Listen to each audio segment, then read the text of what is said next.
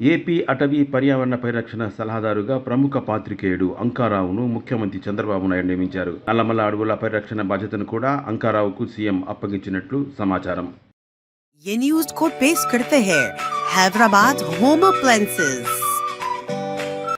ఏదైతే forest service ఒకటి ఉంది, ఐఎఫ్ఎస్ ఇండియన్ ఫారెస్ట్ సర్వీస్ ఉంది, కానీ అంకారావుకి ఐఎఫ్ఎస్ లేదు. కానీ నిజమైన ఐఎఫ్ఎస్ ఆఫీసర్ కంటే ఎక్కువ పనిచేసిన వ్యక్తి, అడవుల్ని పరిరక్షించిన వ్యక్తి, పరిరక్షిస్తున్న వ్యక్తి అంకారావు.